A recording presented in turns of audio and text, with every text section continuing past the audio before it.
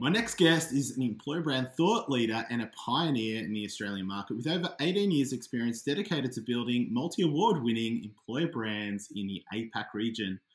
Working within creative agencies, RPOs, leading in-house global employment brand teams, she's successfully translated marketing and communication concepts to the world of HR to attract, recruit, and retain talent. Brie Mason, welcome to Talent Blazers.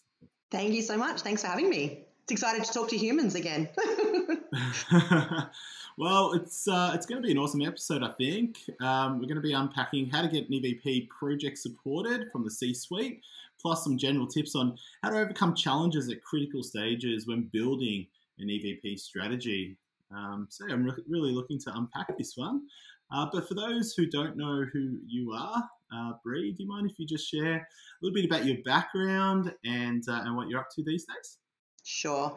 I think your intro said a lot of it about my background, but basically spent my entire career in the employer brand space. It's an area I'm so stupidly passionate about.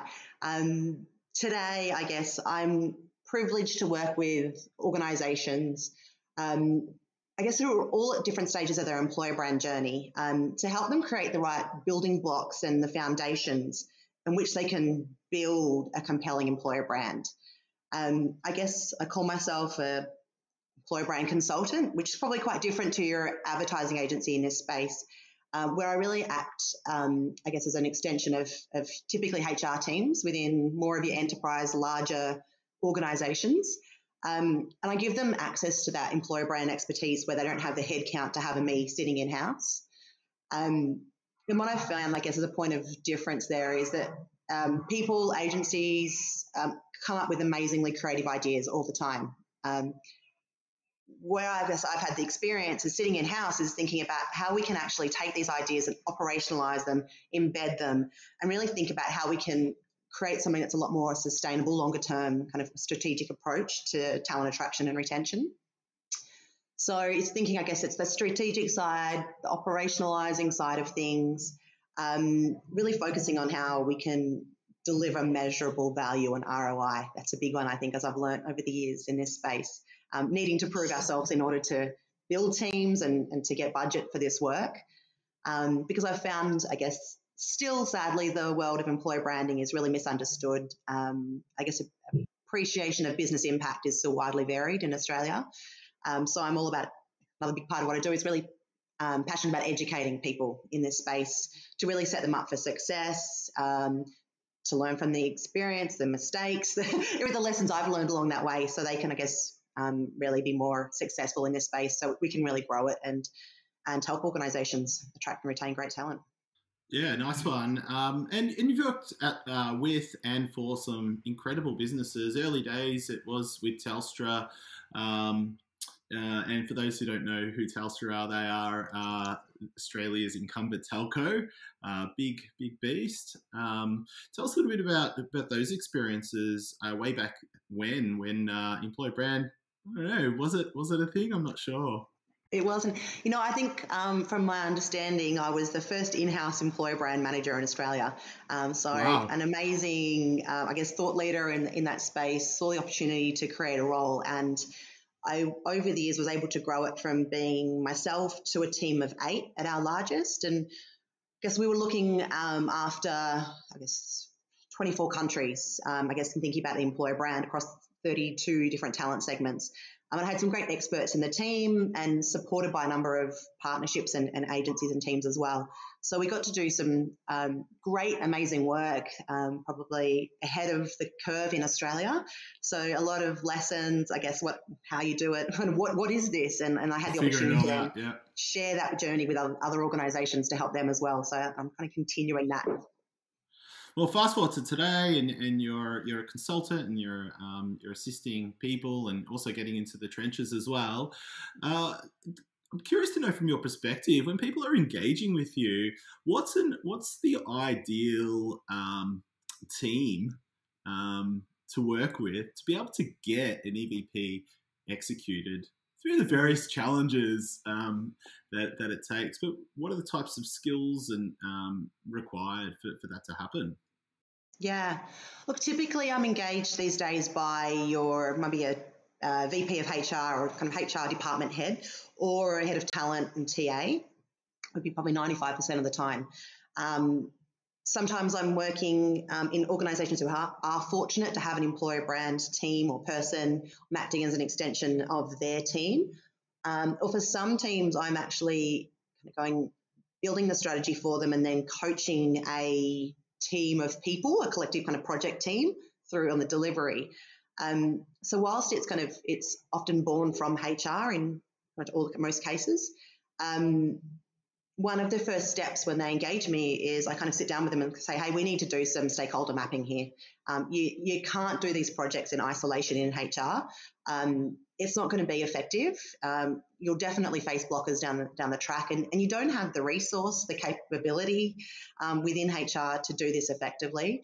So you sit down and ensuring very much you've got marketing on board from day one. Comms is a big one as well, getting that support there. But I think another really big part is actually the leadership or the business leaders from the parts of the organisation where you're having the most challenges. So I am engaged. Sometimes I have come to organisations I've been engaged by the CTO or a chief data scientist, which is awesome that they understand this space and they know they want to do something about it. So it's important to have the support of those guys in on this work, because the reality is you'll be asking of them down the track, asking for their people to get involved in research, their people to become advocates and start advocating in market.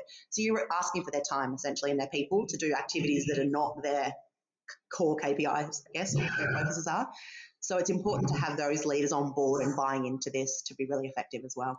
Yep. So that's the C-suite or even hiring managers. Why is it important to get marketing and internal comms in board? Let's unpack marketing first. Is it because employer brand need to be aware or could even leverage off their consumer brand or 100% that. And look, there has to be an alignment. There's one brand within an organisation. There's this overarching brand. But what I've seen over the many years is that brand has pretty much in most cases been developed to be customer facing. So it's been born with the intent to acquire and retain customers. And they haven't thought about how that comes through to acquiring and retaining employees.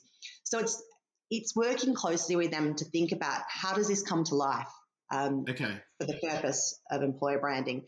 So more yes, the amplification side of things when it gets towards the end of the project, leveraging off their skill set. That part too. So I think it's firstly it's in that brand strategy phase. So it's thinking, well, how does this as a consumer proposition apply to a people proposition and working with them on that. But then right through it at the back end of that, it's the reality is they've got those skills and expertise. They might have the abilities in-house to support your work. So yes, they can be helping you there. But if you don't have their buy-in and support, what I found in many cases is that you might get to the end of a project when you're gone off on a different path and tangent. You haven't involved them. Their job is to be the brand custodian and guardians there. And if you've done something that they're not happy with, they're going to stop you. They're going to stop you from launching it, and they're not going to get that approval. They'll shut that work down. So it is about kind of getting them in day one on that project. So often and early is what I'm hearing. Yeah, definitely. And then comms is a big one as well. So once again, they've got the resource capability. Their job is to be the spokesperson for the organisation. So they've got the skills to support there, be it creating content, be it usually owning the corporate websites and kind of key communication channels, often running the social media teams. So getting them on board, if they truly understand the value of this, they're going to support it. And when I've seen that done really effectively is when it's kind of this collective ownership of the employer brand just as much as it is that corporate brand, that can be really effective. So just touched on a few challenges in getting an EVP up and going, but what are a few of the other ones that are common within enterprise as they're going through that journey of bringing to life their EVP? Big question. There are a lot of challenges. What's one that I know there is, but what's one that you commonly encounter and it's fun to solve? Like, it is. You're like, wow, okay, it is. Cool. And look, even with the most experience in this space, you still face them with organisations. And look, I think one big one, regardless of what the market conditions are, I think it's just an age-old one, is particularly in large, whether they be global or kind of even just enterprise organizations, to identify what your one, I guess, most compelling advantage is. Like, what's that one big idea? Which in marketing, that's what a brand development is. It's kind of going, what's that hook? That's that big thing. That's not so easy in the world of employer branding, which is so complex. So if you think about how many different talent segments you've got working in organizations, in your bigger ones, be it from a graduate or kind of a retail workforce, it's high volume there, it's kind of casual type workforce, through to really senior executives or technology teams or whatever it may be. Their needs and wants of those audiences are very different. I can tell you now, obviously the experience across that organization is so vastly different as well. So even just within, I guess, from a culture perspective, there's subcultures that exist across organizations. So how do you identify and pinpoint what is that one big thing that holds, like, can bring it all together and can, you could kind of see catch cry, you rally kind of people to rally behind when that is so different. Yeah. I think. So are you talking about being a little bit more aspirational, or are you just finding common theme amongst all across most of the pillars that you're working across? Yeah, look, I think definitely concrete. So for me, an EVP needs to be, I guess, clear. It needs to be concise, but it needs to be accurate as well. So it needs to be something that is so true that it's just kind of within your DNA. But there needs to be an element of aspiration to that too, right? So it needs to be appealing. It needs to make external talent stand up and go, oh, that's an organisation I would like to work for. Or for those that are within the organisation, this is the best place to be. The grass isn't greener. So it's this one thing kind of that people kind of buy into there. But it also needs to be differentiated as well. So, but when you're kind of competing against not only organisations within your industry, if you think about it, someone working in a tech team could be working in a number of very different organisations to, say, someone working in a sales or a procurement type of like role. There are different organisations that you're trying to compete with there. So trying to define what that is, and that special sauce, that special something, can be challenging in large organisations. But I think more relevant to the current market and what I've found in the last 12 months in doing this with a number of organisations is a challenge, I guess, that massive difference between employee needs and the reality of employee experience today. I think what's happened to the world, we've faced an existential crisis, and people have kind of had the time, a couple of years, to think about what's truly important to me. It's kind of changed a lot of motivators. People have been held back, they've been bored in life. Where organisations have spent a number of years, probably in the last 5-8 years, in really working hard at building these really compelling employee experiences. The tech industry paved the way for how perks and benefits can be done, and kind of how then organisations needed to create these really awesome workplaces that people wanted to be in, or understanding that culture could be a core differentiator.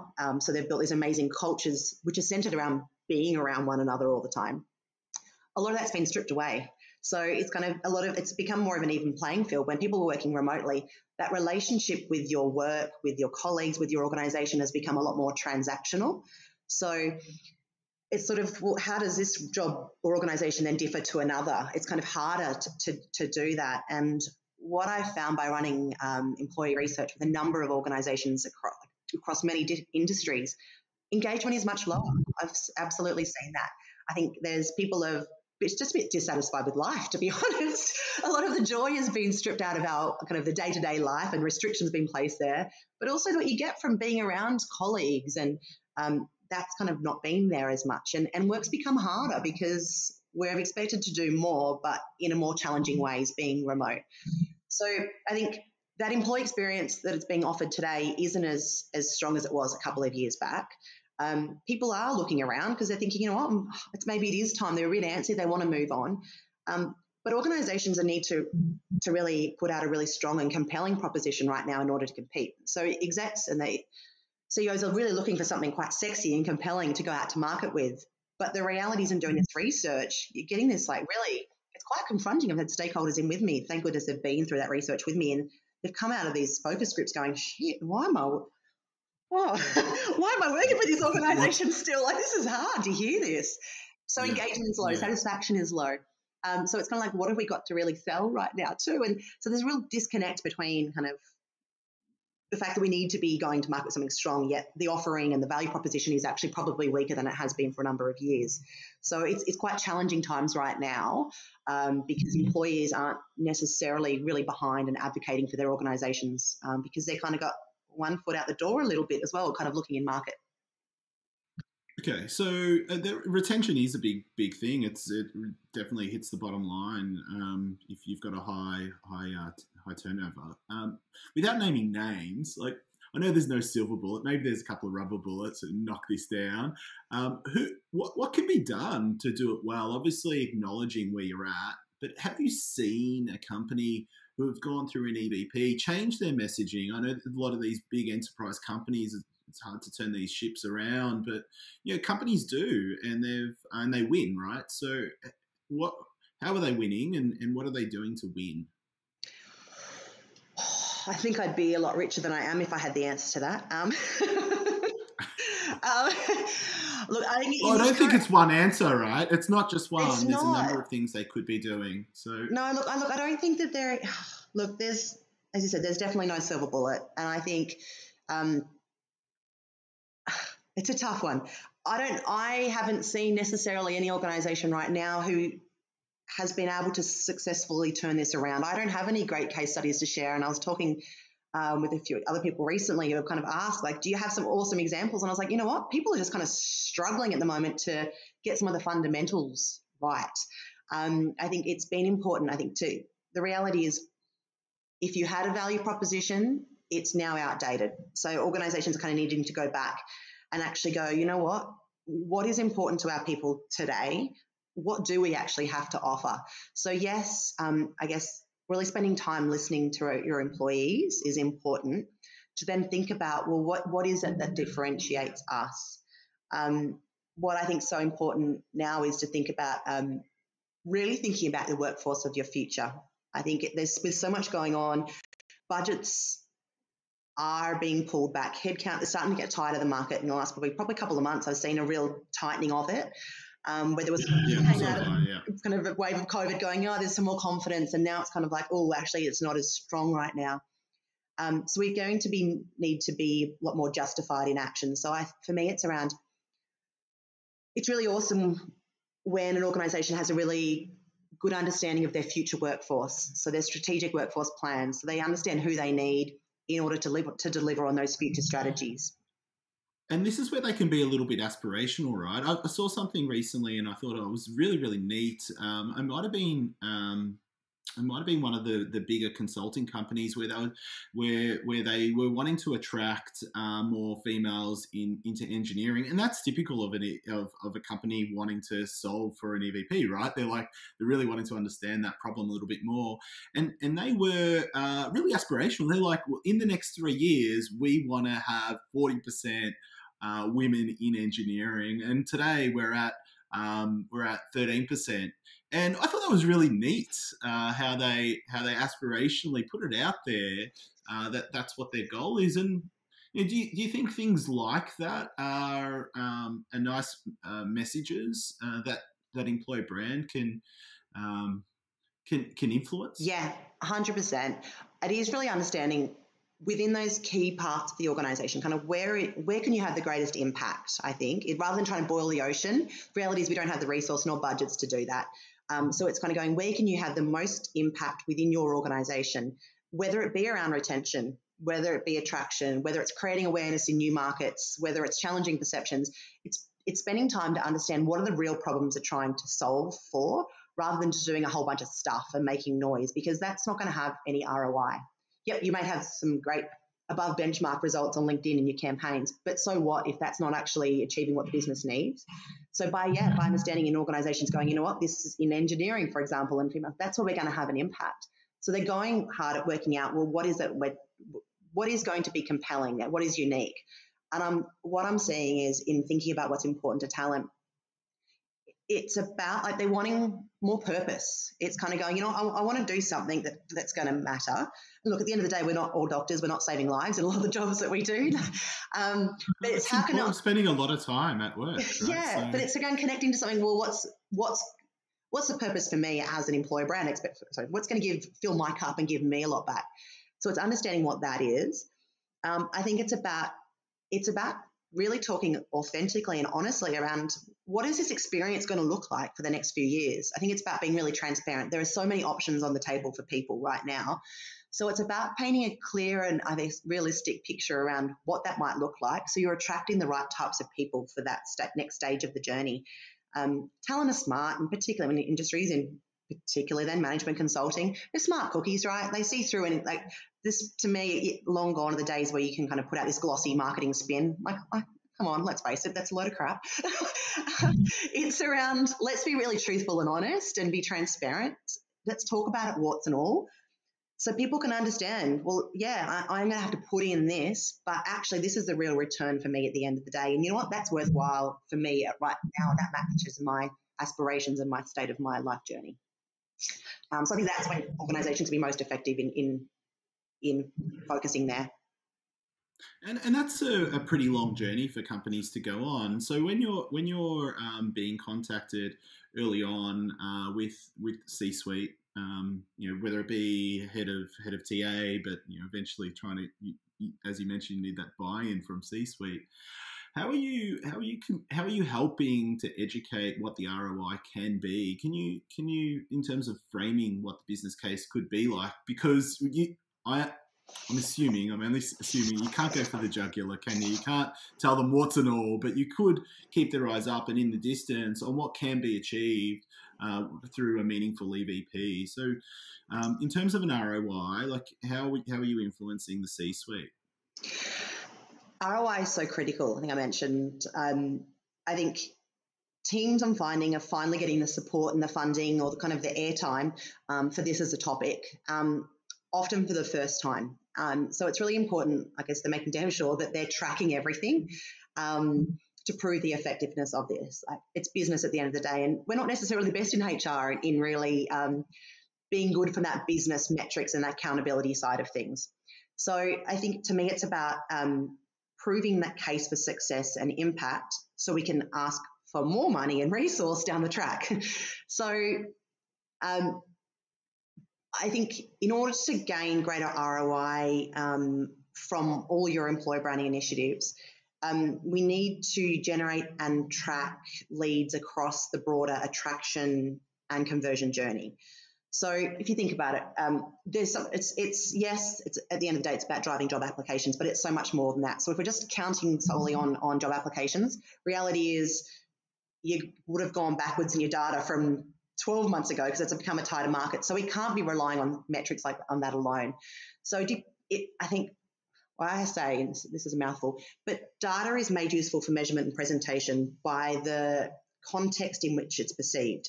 And what I mean by that is, to put data in context, we first need to determine what our marketing goals and objectives are, and then relate them to meaningful metrics. So if it's actually about creating greater awareness in new markets, well, what is the data points that are going to help us understand that? Because if we agree that that's what the shift that needs to happen within our employer brand, then they're the more meaningful metrics for us at the end of the day. And that's what we can collectively agree on, is where our ROI is if we've had impact there, not necessarily kind of at other ends. But if it's about we're bleeding, like critical staff, we're losing people here, well, the reality is your focus would really be on from a retention perspective.